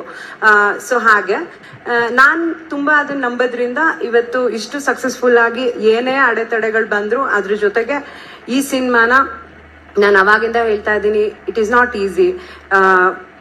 ನಾನು ರಿಷಬ್ಗೂ ಯಾವಾಗ್ಲೂ ಹೇಳ್ತಿರ್ತೀನಿ, ಇಂಡಿಯಾದಲ್ಲೇ ಮೋಸ್ಟ್ಲಿ ಯಾರು ಟ್ರೈ ಮಾಡಿರಲ್ಲ ಅನ್ಸುತ್ತೆ, ಅವರೇ ಕತೆ ಬರೆದು ಅವರೇ ಡೈರೆಕ್ಷನ್ ಮಾಡಿ ಅವರೇ ಆಕ್ಟಿಂಗ್ ಮಾಡಿ ಈ ತರದೊಂದು ದೊಡ್ಡ ಸಿನಿಮಾನ, ದೊಡ್ಡದು ಅಂದ್ರೆ ನೀವೆಲ್ಲರೂ ಅದನ್ನ ಬಜೆಟ್ ಅಲ್ಲಿ ತಗೊಳ್ಬೋದು. ನಾಟ್ ಓನ್ಲಿ ಬಜೆಟ್, ಈ ತರದೊಂದು ಗ್ರ್ಯಾಂಡ್ಯೂರ್, ಈ ತರದ್ ಒಂದು ಕ್ರಾಫ್ಟ್, ಈ ತರದೊಂದು ನಮ್ಮ ಮಣ್ಣಿನ ಕತೆನ. ಆಮೇಲೆ ರಿಷಬ್ ಯಾವ್ದು ಸ್ಟುಡಿಯೋಲ್ ಸೆಟ್ ಹಾಕ್ಬಿಟ್ಟು ಆ ತರದ್ದಲ್ಲ, ಎಲ್ಲಾ ಲೈವ್ ಲೊಕೇಶನ್ಗಳು. ನೀವೆಲ್ಲರೂ ನಾವು ಶೂಟಿಂಗ್ ಮಾಡಿರೋ ಜಾಗಗಳನ್ನ ವಿಸಿಟ್ ಮಾಡಿದ್ರೆ ಐ ಥಿಂಕ್ ಕೆಲಸ ಎಕ್ಸ್ಪ್ಲೈನ್ ಮಾಡೋದ್ ಬೇಕಾಗಲ್ಲ ಅನ್ಸುತ್ತೆ. ಆ ತರದ್ ಲೊಕೇಶನ್ಗಳಲ್ಲಿ ಕೆಲಸ ಮಾಡಿರೋಂಥದ್ದು. ಅದನ್ನ ಮಾಡಿ ಕೂಡ ಅಂದ್ರೆ ಜನರಲಿ ನೀವು ನೋಡ್ತೀರಾ ಅಲ್ವಾ, ಲೈಕ್ ಏನೋ ಚಿಕ್ಕ ಪುಟ್ಟದ ಎಲ್ಲಾ ಸಿನಿಮಾ ಸೆಟ್ಗಳಲ್ಲೂ ಆಗತ್ತೆ. ಅದು ಕಾಂತಾರ ಅಂದ ತಕ್ಷಣ ಮೋಸ್ಟ್ಲಿ ಸ್ವಲ್ಪ ದೊಡ್ಡದಾಗ್ತಿದೆ. ಬಟ್ ನಾನೇನ್ ಬಿಲೀವ್ ಮಾಡ್ತೀನಿ ಅಂದ್ರೆ, ನಮ್ ಜೊತೆಗೆ ಒಂದ್ ಶಕ್ತಿ ಖಂಡಿತ ಕಾಯ್ತಾ ಇದೆ. ಇವತ್ತು ಲಾಸ್ಟ್ ಕಾಂತಾರ ಕೂಡ, ಈ ಕಾಂತಾರದಲ್ಲೂ ನಾನು ಗುರುವಣ್ಣ ಸಮ್ಟೈಮ್ ಏನಾದ್ರೂ ಕತೆ ವಿಷಯಕ್ಕೆ ಮಾತಾಡ್ಕೊಳ್ತಾ ಇರ್ತೀವಿ. ಕೆಲವೊಂದು ಆ ಪ್ರೇರಣೆಯಿಂದಾನೆ ಒಂದಿಷ್ಟು ವಿಷಯಗಳು ಸೇರ್ಕೊಳತ್ತಾ, ಅದು ನಾವ್ ಹೀಗೇನೋ ಆಗ್ಬೇಕು ಅನ್ಕೊಂಡಿರ್ತೀವಿ, ಅದು ಬೇರೆ ತರದಲ್ಲೇನೋ ಆಗತ್ತೆ. ಬಟ್ ಅದು ಪಾಸಿಟಿವ್ ಆಗೇ ಆಗಿರುತ್ತೆ, ಅದು ಸಿನಿಮಾಗ ಆಡ್ ಮಾಡತ್ತೆ. ಅದ್ ಯಾವ್ದೇ ವಿಚಾರಗಳಲ್ಲಾಗಿರ್ಬೋದು, ಒಂದು ಕತೆ ವಿಚಾರದಲ್ಲಾಗಿರ್ಲಿ, ಒಂದು ಸೆಟ್ ವಿಚಾರನ, ಒಂದ್ ಲುಕ್, ಫಾರ್ ಎಕ್ಸಾಂಪಲ್ ಯಾವ್ದೋ ಒಂದ್ ಲುಕ್ ನಾವೇನೋ ಅನ್ಕೊಂಡ್ ಕ್ರಿಯೇಟ್ ಮಾಡೋದಕ್ಕೆ ಹೋಗ್ತೀವಿ, ಅದು ಇನ್ನೊಂದೇನೋ ಆಗುತ್ತೆ. ಸೊ ನಾನ್ ಬಿಲೀವ್ ಮಾಡ್ತೀನಿ ಅದನ್ನ ಅದ್ ಹೀಗೆ ಆಗ್ಬೇಕಂತಿತ್ತು, ಸೊ ಅದ್ ಚೆನ್ನಾಗೇ ಆಗಿದೆ ಅಂತ. ಸೊ ಆ ತರದಲ್ಲಿ ಐ ಥಿಂಕ್ ಆ ಶಕ್ತಿ ನಮ್ಮನ್ ಕಾಯ್ತಾ ಇದೆ. ಅದರಿಂದ ಈ ಸಿನಿಮಾನ್ ಮಾಡ್ಕೊಂಡು ನಿಮ್ ಮುಂದೆ ಬರ್ತಾ ಇದೀವಿ. ಸೊ ಕಾಂತಾರ ಪಾರ್ಟ್ 1 ಅಲ್ಲಿ ಯಾಕೆ ಹಾಡಿಲ್ಲ ಎನ್ನುವಂಥದ್ದು ನನ್ನನ್ನು ಸೇರಿದಂತೆ ಪ್ರೇಕ್ಷಕರ ಒಂದು ಒತ್ತಾಸೆ. ಅಜನೀಶ್ ಅವ್ರು ಇಲ್ಲಿ ಬಂದಿಲ್ಲ ಅಂದ್ರೆ ನೀವ್ ಯಾಕೆ ಅಂತ ಯೋಚನೆ ಮಾಡ್ಬೇಕು. ಸೊ ಇನ್ನು ಕೆಲಸ ನಡೀತಾ ಇದೆ. ಅಂದ್ರೆ ನಮಗೂ ಕೂಡ ಒಂದು ಫಸ್ಟ್ ಎಕ್ಸ್ಪೀರಿಯನ್ಸ್ ಇದು, ಒಂಥರ ಫಸ್ಟ್ ಟೈಮ್ ಸಿನಿಮಾ ಮಾಡಿದ ತರನಲ್ಲೇ. ಯಾಕಂದ್ರೆ ಇಷ್ಟು 6-7 ಭಾಷೆಯಲ್ಲಿ ಕಂಟೆಂಟ್ ನ ಕ್ರಿಯೇಟ್ ಮಾಡೋಂಥದ್ದು ಇದೆಯಲ್ವಾ. ಇಡೀ ತಂಡಕ್ಕೆ ನಾವೊಂದು 6-7 ಸಿನಿಮಾ ಕೆಲಸ ಮಾಡಿದಾಗೆ, ಒಂದು ಸಿನಿಮಾದ ಎಫರ್ಟ್ ಅಲ್ಲ ಇದು, ಅಷ್ಟು ಕೆಲಸ ಇರುತ್ತೆ. ಸೊ ಹಾಗಾಗಿ ಅಜನೀಶ್ ಅವ್ರಿಗೂ ಅಷ್ಟು ವರ್ಕ್ ಇತ್ತು. ಒಂದು ಇನ್ನೊಂದು, ನಮ್ಗೆ ನಾರ್ಮಲಿ ಏನಾಗುತ್ತೆ, ಈ ಎಕ್ಸ್ಪೆಕ್ಟೇಷನ್ ಅಥವಾ ಓವರ್ ಹೈಪ್ ಮಾಡೋಂಥದ್ದು, ಅಥವಾ ನಾವು ತುಂಬಾ ಕಂಟೆಂಟ್ ಗಳನ್ನ ಹೇಳ್ತಾ ಹೋಗುವಂಥದ್ದು, ಅದು ಐ ಥಿಂಕ್ ಸ್ಪಾಯ್ಲ್ ಮಾಡುತ್ತೇನೋ ಅನ್ನೋಂಥ ಥಾಟ್ ಕೂಡ ಇತ್ತು. ಸೊ ಒಂದು ಟೀಸರ್ ಬಿಟ್ವಿ, ಮೇಕಿಂಗ್ ವಿಡಿಯೋ ಬಿಟ್ವಿ. ಸೊ ಟ್ರೈಲರ್ ಬಿಡೋದಕ್ಕೆ ಯೋಚನೆ ಮಾಡ್ತಿದ್ವಿ ಆಕ್ಚುಲಿ. ಸೊ ಹಂಗಾಗಿ ಲಾಸ್ಟ್ಗೆ ಓಕೆ ಇದು ಇಂಟ್ರೆಸ್ಟಿಂಗ್ ಆಗಿರುತ್ತೆ, ಇದನ್ನ ಬಿಡೋಣ, ಇದ್ರ ಬಗ್ಗೆ ಒಂದು ಹೇಳಿದ್ರೆ ಚೆನ್ನಾಗಿರುತ್ತೆ ಅನ್ನೋ ಥಾಟ್ ಅಲ್ಲಿ ಇದ್ವಿ. ಅತಿಯಾಗಿ ಪಬ್ಲಿಸಿಟಿ ಮಾಡೋದು ಕೂಡ ಯೋಚನೆ ಇರಲಿಲ್ಲ. ಆದ್ರೆ ಜನರಿಗೆ ತಲುಪಿಸ್ಬೇಕು, ಈ ಟೈಮಲ್ಲಿ ಬರ್ತೀವಿ ನಾವು, ಸಿನಿಮಾವನ್ನ ಇನ್ವಿಟೇಷನ್ ಆಗಿ ಕೊಡಬೇಕು ಒಂದು ಟ್ರೈಲರ್ ಆಗಿ ಅನ್ನೋ ಥಾಟ್ ಇಟ್ಬಿಟ್ರೆ. ಹಾಡುಗಳು ಮೋಸ್ಟ್ಲಿ ಬಿಡ್ತೀವಿ, ಇಲ್ಲ ಅಂತಲ್ಲ. ಅದೇ ವಿಜಯಣ್ಣ ಆವಾಗಲೇ ಹೇಳಿದಾಗೆ ಎಲ್ಲ ಒಟ್ಟಾದಾಗ ಬೇರೆ ಹೀರೋ ಬೇರೆ ಡೈರೆಕ್ಟರ್ ಆಗಿದ್ರೆ ಸ್ವಲ್ಪ ಮ್ಯಾನೇಜ್ ಆಗ್ತಿತ್ತು ಅಂತ ಅನ್ಸುತ್ತೆ. ಸೊ ಹಂಗಾಗಿ ಇಲ್ಲಿ ಇಡೀ ತಂಡ ನನಗೆ ಶೋಲ್ಡರ್ ಕೊಟ್ಕೊಂಡಿದ್ರು ಕೂಡ ಎಲ್ಲಾ ಕಡೆಗೆ ಎಲ್ಲವನ್ನ ನೋಡ್ಬೇಕಾಗತ್ತೆ. ಬರುತ್ತೆ ಸಿನಿಮಾ ರಿಲೀಸ್ಗಿಂತ ಮುಂಚೆ ಹಾಡುಗಳು ಬರ್ಬೋದು. ಇದೇ ಫಸ್ಟ್ ಟೈಮ್ ನಾನು ನೋಡ್ತಾ ಇರೋದು ಒಂದು ರೈಟರ್ಸ್ ನೀವು ಇಷ್ಟು ಒಂದು ಮರ್ಯಾದೆ ಕೊಟ್ಟು ಸ್ಟೇಜ್ ಅಲ್ಲಿ ಕೊಡ್ತಿರೋದಕ್ಕೆ ಒಂದು ದೊಡ್ಡ ಚಪ್ಪಾಳೆ ಕೊಡ್ತಾ ಇದ್ದೀನಿ ನನಗೆ. ಯಾಕಂದ್ರೆ writers are the back bone, script writers. ಈಗ ನನ್ನ ಪ್ರಶ್ನೆ ಏನಪ್ಪಾ ಅಂದ್ರೆ ನಮ್ಮ ಅನಿರುದ್ಧಿಗೆ ಮತ್ತೆ ಇನ್ನೊಬ್ರಿಗೆ ಮೇನ್ ಆಗಿ ಈಗ ರಿಷಬ್ ಶೆಟ್ಟಿ ಅವ್ರದ್ದು ಒಂದು ಥಾಟ್ ಪ್ರೊಸೆಸ್ ಇತ್ತು. ಅದನ್ನ ಎಷ್ಟು ನಿಮ್ಮ ಕಾಂಟ್ರಿಬ್ಯೂಷನ್ ಡೆವಲಪ್ ಮಾಡಿದೆ ಪರ್ಸೆಂಟೇಜ್ ವೈಸ್? ಈಗ ಅವ್ರದ್ದು 100% ಅವ್ರದೇ ಐಡಿಯಾ ಅವ್ರದೇನೆ, ನೋ ಡೌಟ್. ಅದನ್ನ ಬೆಳವಣಿಗೆ ಎಷ್ಟು ನೀವು ಮಾಡಿದೀರಾ ಅನ್ನೋದನ್ನ ದಯವಿಟ್ಟು ಸ್ವಲ್ಪ ಅನಿರುದ್ಧ್ ಮತ್ತೆ ಶಾಂಡಿಲ್ ಅವ್ರು ಹೇಳ್ಬೇಕು ಅಂತ ನಮ್ಮ ಒಂದು. ಸರ್ ನಮ್ದು ಒಂದ್ ನಿಮಿಷ ಸರ್, ಅವ್ರು ಉತ್ತರ ಕೊಡ್ಲಿ, ಒಂದ್ ನಿಮಿಷ ಸರ್. ನಮ್ದು ಏನೇ ಇರ್ಬೋದು, ನಾವು ಅವ್ರ ಡೈರೆಕ್ಷನ್ ಅಲ್ಲಿ ಹೋಗ್ತೀವಿ ಸರ್. ಸೊ ಎನಿ ಇನ್ಪುಟ್ಗಳು ಅದು ಪ್ರತಿಯೊಬ್ಬನು ಅವನೊಂದು ಥಾಟ್ ಪ್ರೊಸೆಸ್ ಅಲ್ಲಿ ಬೇರೆ ಕಡೆ ಹೋದ್ರೆ ಒಂದು ಡೈರೆಕ್ಷನ್ ಅಲ್ಲಿ ಹೋಗೋದಿಲ್ಲ. ಸೊ ಅವ್ರದ್ದು ಏನ್ ಒರಿಜಿನಲ್ ಐಡಿಯಾ, ಕಂಪ್ಲೀಟ್ ಐಡಿಯಾ ಅವ್ರದ್ದು ಏನಿತ್ತು ಅದಕ್ಕೆ ನಾವು ಕಾಂಟ್ರಿಬ್ಯೂಟ್ ಮಾಡ್ತಾ ಹೋಗ್ತೀವಿ. ಬಿಟ್ರೆ ನಮ್ದೇ ಡೈರೆಕ್ಷನ್ ಅಲ್ಲಿ ಹೋಗೋದಕ್ಕೆ ಅಟ್ ಎನಿ ಪಾಯಿಂಟ್ ಕೋರೇಟರ್ಸ್ ಯಾವತ್ತೂ ಅದು ಅಂಡ್ ತುಂಬಾ ಸಿನಿಮಾ ಒಂದು ಡೈರೆಕ್ಷನ್ ಅಲ್ಲಿ ಹೋಗಕ್ ಸಾಧ್ಯನೇ ಇಲ್ಲ ಅವಾಗ ಅದು. ಸೊ ಕಂಪ್ಲೀಟ್ ಅವ್ರ ಐಡಿಯಾನೆ 100%. ಆ ಐಡಿಯಾಗ ನಾವು ಕಾಂಟ್ರಿಬ್ಯೂಟ್ ಮಾಡ್ತಾ ಹೋಗ್ತೀವಿ ಅಷ್ಟೇ. ಒಂದು ಹಿಂಟ್ ಕೊಟ್ರಿ, ಕದಂಬರ ಕಾಲದ ಕತೆ ಎನ್ನುವಂಥದ್ದು. ಸೊ ಕದಂಬರ ಬಗ್ಗೆ ಅಲ್ಲ ಕತೆ, ಅದೊಂದು ಕ್ಲಿಯರ್ ಮಾಡ್ಬಿಡ್ತೀನಿ. ಆದ್ರೆ ಕದಂಬರ ಬಗ್ಗೆನೇ ಕತೆ ಅನ್ಕೋಬೇಡಿ. ಆ ಕಾಲಘಟ್ಟದಲ್ಲಿ ಅಂತಂದಾಗ ನಿಮ್ಗೆ ಒಂದು 4ನೇ ಸೆಂಚುರಿ 5ನೇ ಸೆಂಚುರಿ ಆ ಸುತ್ತಮುತ್ತ ನಡೆದಂತ ಕರಾವಳಿ ಭಾಗದಲ್ಲಿ ನಡೆದಂತ ಒಂದು ಕತೆ. ಏನಕ್ಕೆ ಅಂದ್ರೆ ಸರ್, ಕದಂಬರ ಬರುವಂತದ್ದು ಕ್ರಿಸ್ತ ಪೂರ್ವ ಏನಿದೆ ಅಲ್ಲಿ ಅದರಲ್ಲಿ 345ರಿಂದ 540 ಕಾಲಘಟ್ಟದಲ್ಲಿ ಬರುವಂತ. ಅದೇ ಹೇಳಿದ್ ನಿಮ್ಗೆ 4th ಸೆಂಚುರಿ 5th ಸೆಂಚುರಿ ಆಜುಬಾಜು ಅಂತಂದ್ರೆ ಅಲ್ಲಿಗೆ ಬಂತಲ್ಲ. ಸೊ ಇದರ ಒಂದು ರಿಸರ್ಚ್ ನಿಮ್ಗೆ ಯಾವ ರೀತಿ ಇತ್ತು ಅಂತ ಸರ್?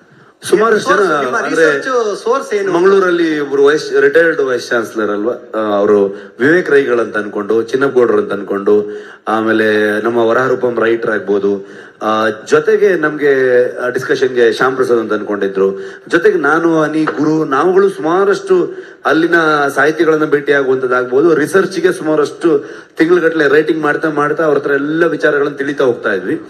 ಅವೆಲ್ಲ ವಿಚಾರಗಳು ಇಟ್ಕೊಂಡು ನಮ್ ಕತೆಗೆ ಏನ್ ಬೇಕು ಅನ್ನೋ ವಿಚಾರಗಳನ್ನಷ್ಟೇ ಎಲ್ಲವನ್ನ ಹೇಳ್ತಾ ಇರಕ್ಕಾಗಲ್ಲ. ಅವಾಗ ಅದೆಲ್ಲ ಹೇಳ್ತಾ ಹೋದ್ರು ಡಾಕ್ಯುಮೆಂಟರಿ ಆಗ್ಬಿಡುತ್ತೆ.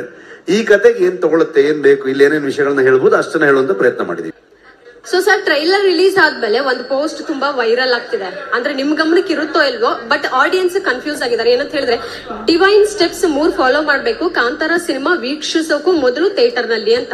ಏನಂತ ಡಿವೈನ್ ಸಿನಿಮಾ ಅಂದ್ರೆ ಈ ಒಂದು ಸಿನಿಮಾ ವೀಕ್ಷಿಸೋಕೆ ಡಿವೈನ್ 3 ಸ್ಟೆಪ್ಸ್ ನ ಫಾಲೋ ಮಾಡ್ಬೇಕು ಅಂತ. This is a miss information and misconception create ಆಗಿದೆ ಆಡಿಯನ್ಸ್ ಅಲ್ಲಿ. ಏನಂತ ಹೇಳಿದ್ರೆ 3 ಸ್ಟೆಪ್ಸ್: ಧೂಮಪಾನ ಮಾಡಬಾರ್ದು, ಮದ್ಯಪಾನ ಮಾಡಬಾರ್ದು, ಜೊತೆಗೆ ಮಾಂಸಾಹಾರವನ್ನ ಸೇವಿಸಬಾರ್ದು ಅಂತ. ಯಾರು ಹಾಕಿರೋದು ಇದು? It is a fake post. So Kantara ಹೆಸರಲ್ಲಿ ನೀವ್ ಹೇಳ್ತಿದ್ರ ಫೇಕ್ ಪೋಸ್ಟ್ ಅಂತ? No, I have the proof. I can show you. Okay, ಅಲ್ಲ ಗೊತ್ತಾಯ್ತು. ಹಾ, ಸೊ ಈ ರೀತಿ ಫೇಕ್ ಪೋಸ್ಟ್ ಬಂದಾಗ ಇದು ಸೆನ್ಸಿಬಲ್ ವಿಚಾರ. ಕಾಂತಾರ ಟೀಮ್ ಯಾವ ರೀತಿ ರೆಸ್ಪಾಂಡ್ ಮಾಡಬಹುದು, ಆಡಿಯನ್ಸ್ ಗೆ ಗೊಂದಲ ಬಂದಾಗ ಯಾವ ರೀತಿ ಕ್ಲಿಯರ್ ಮಾಡ್ತೀರಾ? ಒಂದು ಊಟೋಪಚಾರಗಳಾಗ್ಬೋದು, ಅವರವರ ಅಭ್ಯಾಸಗಳಾಗ್ಬೋದು, ಇದು ಯಾವ್ದನ್ನ ಯಾರು ಪ್ರಶ್ನೆ ಮಾಡುವಂತ ಅಧಿಕಾರ ಇರಲ್ಲ. ಎಲ್ಲವೂ ಅವರವರ ಸ್ವಂತಕ್ಕೆ ಬಿಟ್ಟಂತಹ, ಅವರವರ ವಿವೇಚನೆಗೆ ಬಿಟ್ಟಂತಹ ವಿಚಾರಗಳು. ಯಾರು ಫೇಕ್ ಪೋಸ್ಟ್ ಗಳನ್ನ ಹಾಕಿರೋದು ಅದ್ರ ಬಗ್ಗೆ ನಮ್ಮ ಗಮನಕ್ಕೂ ಅದನ್ನ ಬಂದ ತಕ್ಷಣ ನಾವು ಅದಕ್ಕೆ ಅಲ್ಲೇ ಹೋಗಿ ನಾವು ರಿಯಾಕ್ಟ್ ಮಾಡುವಂಥದ್ದು ಕಷ್ಟ ಆಗತ್ತೆ. ಆದ್ರೆ ಅದನ್ನ ಆ ಪೋಸ್ಟ್ ಅವ್ರು ತೆಗೆದ್ರು, ಆಮೇಲೆ ಕ್ಷಮೆನೂ ಕೇಳಿದ್ರು. ಅದನ್ನ ನಮ್ಮ ಪ್ರೊಡಕ್ಷನ್ ಹೌಸ್ಗೆ ಯಾವುದೇ ರೀತಿಯಾದಂತ ಸಂಬಂಧ ಇರುವಂತದ್ದಲ್ಲ. ನಮ್ಗೆ ಶಾಕ್ ಆಯ್ತು ಅದನ್ನ ನೋಡಿದಾಗ. ನಾನು ಸಡನ್ ಆಗಿ ಯಾರೋ ಕಳ್ಸಿದ್ರು ನನಗೆ, ನಾನು ಇಮಿಡಿಯೇಟ್ಲಿ ಪ್ರೊಡಕ್ಷನ್ ಗ್ರೂಪ್ ಅಲ್ಲಿ ಹಾಕ್ಬಿಟ್ಟು ಕೇಳಿದೆ, ಇದು ಯಾರು ಮಾಡ್ತಾ ಇದಾರೆ, ಏನಕ್ಕೆ ಮಾಡ್ತಾ ಇದಾರೆ, ಈ ತರದಲ್ಲೆಲ್ಲ ಜನ ಇದ್ರ ಬಗ್ಗೆ ಏನು ಅನ್ಕೊಳ್ತಾರೆ ಅಂತ. ಸೊ ಪ್ರತಿಯೊಬ್ಬನಿಗೂ ಅವನವನ ಬದುಕಿನ ಶೈಲಿ, ಅವನವನ ಹಕ್ಕು ಮತ್ತೆ ಅವನ ವಿವೇಚನೆಗೆ ಬಿಟ್ಟಂತದ್ದು. ಅದನ್ನ ಯಾರು ಪ್ರಶ್ನೆ ಮಾಡುವಂತ ಅಧಿಕಾರ ಯಾರಿಗೂ ಇಲ್ಲ. ಇದೆಲ್ಲ ಒಂಥರ ಏನಾಗತ್ತೆ ಅಂದ್ರೆ, ಸಿನಿಮಾ ಈ ಟ್ರೆಂಡ್ಗಳಾಗತ್ತಲ್ವಾ, ಅಥವಾ ಒಂದು ನರೇಟಿವ್ ಸೆಟ್ ಆಗತ್ತಲ್ವಾ, ಆಗ ಆ ವಿಚಾರದಲ್ಲಿ ಹೋಗಿ ಅವ್ರದ್ದು ಯಾವುದೋ ಒಂದು ವಿಷಯನ ತಗೊಂಡ್ಬಂದು ಅದರಲ್ಲಿ ತಗೊಂಡ್ಬಂದಾಗ ಅದು ಪಾಪ್ಯುಲಾರಿಟಿ ಬರುತ್ತೆ ಅನ್ನೋ ಕಾರಣಕ್ಕೆ ಕೆಲವೊಂದಾಗತ್ತೆ. ಸೊ ನಮ್ಗೆ ಸಿನಿಮಾ ವಿಷಯದಲ್ಲೂ ಕೆಲವೆಲ್ಲ ನಡೆದಿತ್ತು ಆ ಥರದಲ್ಲಿ. ಸೊ ಹಾಗಾಗಿ ಇದು ಕೂಡ ಅಂಥದ್ದೇ ಒಂದು ಏನೋ ಆಗಿರೋದು. ಬಿಟ್ರೆ ಅದಕ್ಕೆ ನಾವು ಅದ್ರ ಬಗ್ಗೆ ನಮ್ಮ ಗಮನನೂ ಇಲ್ಲ.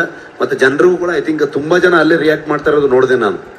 ಯಾರೋ ಒಂದು ಪೇಜ್ನ ಫೇಕ್ ಪೇಜ್ಗಳನ್ನೆಲ್ಲ ಬಂದಿರೋದಕ್ಕೆಲ್ಲ ರಿಪ್ಲೈ ಮಾಡಕ್ ಹೋಗ್ತಿದ್ರಲ್ಲ ಅನ್ನೋ ತರದಲ್ಲಿ ಅವರವರೇ ಚರ್ಚೆಗಳನ್ನ ಮಾಡ್ತಿದ್ದಾರೆ. ಅದಕ್ಕೂ ಪ್ರೊಡಕ್ಷನ್ಗೆ ಏನು ಸಂಬಂಧ ಇಲ್ಲ. ಓಕೆ, ನಿಮ್ ಪಕ್ಕದಲ್ಲಿ ದಂತದ ಗೊಂಬೆ ಕೂತಿದ್ದಾರೆ. ಒಂದು ದಂತ ಕತೆಗೆ ದಂತ ಗೊಂಬೆ ಹೆಂಗ್ ಸಿಕ್ರು ಅಂತ ಫಸ್ಟ್ ಹೇಳಿ. And Pragati madam, credit goes to you. ಅವರು ಇಂಟರ್ನ್ಯಾಷನಲ್ ಕ್ರಶ್ ಆಗ್ತಾ ಇದ್ದಾರೆ. ಅರ್ಥ ಆಗ್ಲಿಲ್ಲ. ಅವರು ಇಂಟರ್ನ್ಯಾಷನಲ್ ಕ್ರಶ್ ಆಗ್ತಿದಾರಂತೆ, ಅದಕ್ಕೆ ಕಾರಣ ಪ್ರಗತಿ ಅವರು ಕೂಡ ಅಂತೆ. ಹಂಗ ಓಕೆ ಓಕೆ ಓಕೆ. ಸೊ ಇವಾಗ ನೀವು ಪ್ರಗತಿ ಏನೋ ಕ್ರಶ್ ಗೀಶ ಅಂತ ಹೇಳಿ ಆಮೇಲೆ ನಮ್ಗೆ ಸ್ವಲ್ಪ ಅವರು ಭಯಂಕರ ಪಾಸಿಟಿವ್, ಕ್ರಶ್ ಅಲ್ಲ. ಹೌದು, ಆ ವಿಚಾರಕ್ಕೆ ಬರಬೇಡಿ ಅಂತ. ಸರ್ ಒಂದು ರುಕ್ಸ್, you looks very beautiful. Thank you so much. And ನಿಮ್ಮ ಒಂದು ಎಕ್ಸ್ಪೀರಿಯನ್ಸ್ ನ ಎಲ್ಲ ಹಂಚ್ಕೊಂಡಿದ್ದೀರಾ of course. But Pragati madam ಹೆಂಗ್ ಥ್ಯಾಂಕ್ಸ್ ಹೇಳ್ತೀರಾ? ಥ್ಯಾಂಕ್ಸ್ ಹೇಳೋದಕ್ಕೆ ಪದ ಇಲ್ಲ ನಿಜವಾಗ್ಲು. ಬಿಕಾಸ್ ನಾನು ಅವಾಗ ಹೇಳಿದ ಹಾಗೇನೆ ಅವ್ರು ಬರೀ ಕಾಸ್ಟ್ಯೂಮಿಂಗ್ ಮಾಡಿಲ್ಲ, ಅವರು ತುಂಬಾ ಸಪೋರ್ಟ್ ಕೊಟ್ಟಿದ್ದಾರೆ. ಶೂಟ್ ಮಾಡ್ಬೇಕಾದ್ರೂ ನಾವು ಶೂಟ್ ಮಾಡಿರೋ ಕಂಡೀಷನ್ಸ್ ಅಲ್ಲಿ ಇರ್ಬೋದು, ಅಥವಾ ಈ ಕಾಸ್ಟ್ಯೂಮ್ ನನಗೆ it was a very different kind of costume. ತುಂಬಾ ಅದ್ಭುತವಾದಂತ ಲುಕ್ ಇತ್ತು. ಬಟ್ ಅದನ್ನ ಕ್ಯಾರಿ ಆಫ್ ಮಾಡೋದಕ್ಕೆ ಅವ್ರು ತುಂಬಾ ತುಂಬಾ ಸಹಾಯ ಕೊಟ್ಟರು. So it was a very beautiful experience. And if I look good on screen, ಅದು ಬರೀ ಅರವಿಂದ್ ಅವರು, ಪ್ರಗತಿ ಅವರಿಂದ ನಿಜವಾಗ್ಲೂ ತುಂಬಾ ತುಂಬಾ ಸಪೋರ್ಟ್ ಕೊಟ್ಟಿದ್ದಾರೆ. ಕಾಂತಾರ ಒಂದಲ್ಲೇ ನೀವು ಅರಣ್ಯವಾಸಿಗಳ ಒಕ್ಕಲೆಬ್ಸೋದನ್ನ ತಗೊಂಡಿದ್ರಿ, ಇಲ್ಲಿ ಆ ತರದ್ದು ಏನಿದೆ? ಆ ಥರದ್ದೇ ಅಂತ ಹೇಳೋದಕ್ಕಾಗಲ್ಲ. ಖಂಡಿತವಾಗ್ಲೂ ನಿಮಗೆ ಕಳೆದ ಬಾರಿ ಎಲ್ಲವೂ ಕೂಡ ಒಂದು ಪ್ಯಾಕೇಜ್. ಅದು ದೈವತ್ವ ಆಗ್ಬಹುದು, ನೇಚರಲ್ ಆಗುವಂತಹ ಮನುಷ್ಯನಿಗೆ ಮತ್ತು ಪ್ರಕೃತಿಯ ನಡುವೆ ಇರುವಂತಹ ಸಂಘರ್ಷಗಳಾಗಬಹುದು, ಅಥವಾ ಡಿಪಾರ್ಟ್ಮೆಂಟ್ಗೂ ಸರ್ಕಾರಕ್ಕೂ ಮತ್ತು ಅಲ್ಲಿರುವಂತಹ ಮೂಲ ನಿವಾಸಿಗಳ ನಡುವೆ ನಡೆಯುವಂತಹ ಸಂಘರ್ಷಗಳಾಗ್ಬೋದು. ಇವೆಲ್ಲವೂ ಕೂಡ ಒಂದೊಂದು ರೆಫರೆನ್ಸ್ ಪಾಯಿಂಟ್ ಆಗಿ ಇದ್ದೇ ಇರುತ್ತೆ. ಸೊ ಹಾಗಾಗಿ ಕಾಂತಾರ ಈ ಮಣ್ಣಿನ ಬಗ್ಗೆ ಮಾತಾಡುತ್ತೆ ಅಂತಂದ್ರೆ, ಈ ಮಣ್ಣಿನಲ್ಲಿರುವಂತಹ ಇದರ ಮೂಲದಲ್ಲಿ ಬದುಕಿದಂತಹ ಕೆಲವೊಂದು ಸಮುದಾಯಗಳ ಬಗ್ಗೆ ಖಂಡಿತವಾಗ್ಲೂ ಮಾತಾಡುತ್ತೆ. ನೀವು ನೋಡಿದ್ರೆ ಒಂದು ಕೊನೆಯಲ್ಲಿ ಒಂದು ಬರುತ್ತೆ, ಹೇ ಕೋಟೆ ಕೊತ್ತಲ ಕಟ್ಟಿ ಮೆರೆಯೋ ಊರ ದೊರೆ ಕಾಡು ಹೇಳಿದೆ ಎಚ್ಚರ ಅಂತ. ಸೊ ಅದಕ್ಕೆ ಡೋಲ್ಗಳನ್ನ ನಾವು ಉಪಯೋಗಿಸಿದಲ್ಲಿ ಮೈಮ್ ರಾಮದಾಸ್ ಅಂತಿದ್ದಾರೆ, ನಮ್ಮ ಅಜನೀಶ್ ಅವ್ರ ಜೊತೆಗೆ ಕಂಪ್ಲೀಟ್ಲಿ ಜನಪದಕ್ಕೆ ನಮಗೆ ಕೋಆರ್ಡಿನೇಟ್ ಮಾಡುವಂತ ಸಹಾಯ ಮಾಡುವಂತ ಒಬ್ಬ ವ್ಯಕ್ತಿಯವರು, ಅವರೇ ಹಾಡಿರುವಂತದ್ದು. ರಾಮಣ್ಣ ದಯವಿಟ್ಟು ಎದ್ನಿಲ್ಲಿ, ಕೊನೆಯಲ್ಲಿ ಬರುವಂತ ಹಾಡನ್ನ ಹಾಡಿರುವ ಒಂದು ರಾಮದಾಸ್ ಅವರು. ಸೊ ಇಡೀ ಸಿನಿಮಾಗೆ ಒಂದು ವಿಚಾರವನ್ನು ಹಂಚ್ಕೊಳ್ಳೋದಕ್ಕೆ ಇಷ್ಟಪಡ್ತೀನಿ ನಾನು. ನಮ್ಮ ಇಡೀ ಕರಾವಳಿ ವೆಸ್ಟರ್ನ್ ಘಾಟ್ಸಿನ ಕೆಳಗೆ ಬರುವಂತಹ ಅಷ್ಟು ಕರಾವಳಿಯ ಒಂದಷ್ಟು ಜನಪದ ಕಲಾವಿದರುಗಳು, ಹಿಂದುಳಿದ ಸಮುದಾಯದಲ್ಲಿರುವಂತಹ ಕಲಾವಿದರುಗಳು, ಅಂದ್ರೆ ಇವತ್ತಿಗೂ ತುಂಬಾ ಫಾರೆಸ್ಟ್ ಒಳಗಡೆ ಇರುವಂತಹ ದುಡಿ ನುಡಿಸೋರಾಗ್ಬೋದು, ಡೋಲನ್ನ ಹೊಡೆಯೋರಾಗ್ಬೋದು, ಅಂತ ಕಲಾವಿದರುಗಳನ್ನು ನಾವು ಎರಡೂ ಕಾಂತಾರದಲ್ಲಿ 2-3 ದಿವಸಗಳ ಕಾಲ ಅವ್ರನ್ನ ಒಂದು ಜಾಗಕ್ಕೆ ಕರೆದು ಅವರಿಗೆ 2 ದಿವಸಗಳ ಕೆಲಸ ಅಲ್ಲಿ ಅವರು ನುಡಿಸುವಂಥದ್ದನ್ನ ಮಾಡಿ, ಸೊ ಆ ಒಂದು ಸಂಗೀತವನ್ನೇ ನಾವು ಸಿನಿಮಾದ ಬ್ಯಾಕ್ಗ್ರೌಂಡ್ ಸ್ಕೋರ್ ಅಲ್ಲಿ ಯೂಸ್ ಮಾಡ್ತಿರುವಂತಹ ರಿದಮ್ಸ್ ಆಗ್ಬೋದು, ಎಲ್ಲವೂ ಕೂಡ ಈ ಹಾಡಲ್ಲಿ ಬಂದಿರುವಂತಹ ಡೋಲ್ ಆಗ್ಬೋದು, ಎಲ್ಲ ಇನ್ಸ್ಟ್ರೂಮೆಂಟ್ಗಳು ಆ ಸಮುದಾಯಗಳು ನುಡಿಸಿರುವಂಥದ್ದು. ಸೊ ಯಾಕೆ ಇದು ಹೇಳ್ತಾ ಇದ್ದೀನಿ ಅಂತಂದ್ರೆ, ಆ ಸಮುದಾಯಗಳ ಬಗ್ಗೆ ಸಿನಿಮಾ ಮಾತಾಡುತ್ತೆ ಅಂತ ಹೇಳೋದಕ್ಕೆ. ಹಿಂದಿನ ಬಾರಿಯೂ ಮಾತಾಡಿತ್ತು, ಇವತ್ತು ಮಾತಾಡುತ್ತೆ, ಮುಂದಿನ ಮಾತಾಡುತ್ತೆ. ಅಂದ್ರೆ ಕಾಂತಾರ ನೋಡಿದಾಗ ಕ್ಲೈಮ್ಯಾಕ್ಸ್ ತುಂಬಾನೇ ಗಮನ ಸೆಳೆದಿತ್ತು. ಅದರಲ್ಲಿ ಮುಖ್ಯವಾಗಿ ನಿಮ್ಮ ಸ್ನೇಹಿತರು ಕೂಡ ಸಪೋರ್ಟ್ ಮಾಡಿದ್ರು. ಅಂಡ್ ರವಿ ಅಣ್ಣ ಪಾತ್ರದಲ್ಲಿ ಮಾಡಿದಂತಹ ಸೂ ಫ್ರಮ್ ಸೋನಾ ಸರ್ ಕೂಡ ಎಲ್ಲೇ ಇದ್ದೀರಾ. ಅಂಡ್ ಕೋ ರೈಟರ್ ಆಗಿ ಆ ಸಿನಿಮಾಗೂ ಕೂಡ ವರ್ಕ್ ಮಾಡಿದ್ರಿ. ಅಂಡ್ ರಾಜ್ವಿ ಶೆಟ್ಟಿ ಸರ್ ಅವರು ಕಾಂತಾರದ ಕ್ಲೈಮ್ಯಾಕ್ಸ್ ನಲ್ಲಿ ಕಳೆದ ಬಾರಿ ವರ್ಕ್ ಮಾಡಿದ್ರು. ಅಂಡ್ ಈ ಸಲ ಕಾಂತಾರ ಚಾಪ್ಟರ್ 1 ಅಲ್ಲಿ ಯಾರಾದ್ರೂ ನಿಮ್ಮ ಗೆಳೆಯರೇನಾದ್ರೂ ಸಾಥ್ ಕೊಟ್ಟಿದ್ದುಂಟಾ ಅಂತ? ಇಲ್ಲ, ಲಾಸ್ಟ್ ಟೈಮ್ ನಾನು ಮಾಡ್ಬೇಕಾದ್ರೆ ಇದ್ರ ಬಗ್ಗೆ ಹೇಳಿದ್ದೆ ನಾನು. ಅಂದ್ರೆ ಕೋಲದ ಸನ್ನಿವೇಶ ಇದ್ದರಿಂದ ಸುಮಾರಷ್ಟು ಒಂದು 50-60 kg ವೆಯ್ಟ್ ಇರುತ್ತೆ. ಆವಾಗ ಯಾರಾದ್ರೂ ಒಬ್ರು, ಈ ಸಲ ನಾನು ಆಕ್ಟ್ ಮಾಡ್ತಿರ್ಬೇಕಾದ್ರೆ ನನ್ನ ರೈಟರ್ಸ್ಗಳು ಯಾರಾದ್ರೂ ಆಕ್ಷನ್ ಕಟ್ ಹೇಳೋದಕ್ಕೆ ಬರ್ತಾರೆ.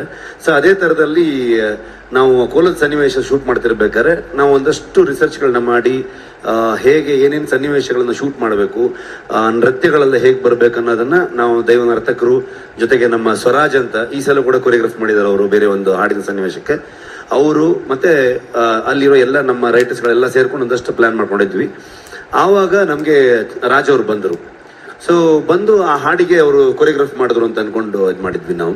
ಸೊ ಆಲ್ರೆಡಿ ಪ್ಲಾನ್ ಆಗಿತ್ತು ಅದನ್ನ. ಸೊ ಈ ಸಲ ನಮ್ಗೆ ಆ ಥರದ್ದೇನಿಲ್ಲ. ಸೊ ಎಲ್ಲರೂ ನಮ್ಮ ರೈಟರ್ಸ್ಗಳಿಂದ ಹಿಡ್ಕೊಂಡು ಅರವಿಂದ್ ಆಗ್ಬೋದು, ಸೊ ಎಲ್ಲರೂ ಸೇರ್ಕೊಂಡು ಮಾಡಿರೋದ್ರಿಂದ ಸೊ ಯಾರು ಹೊರಗಿಂದ ಯಾರು ಬಂದಿಲ್ಲ. ರಾಜ್ ಅವರು, ರಕ್ಷಿತ್ ಅವರು ಅಥವಾ ಯಾರು ಬಂದಿಲ್ಲ. ಸೊ ಎಲ್ಲರೂ ಅವ್ರವ್ರ ಕೆಲಸದಲ್ಲಿ ಅವ್ರು ಬ್ಯುಸಿ ಇದ್ರು.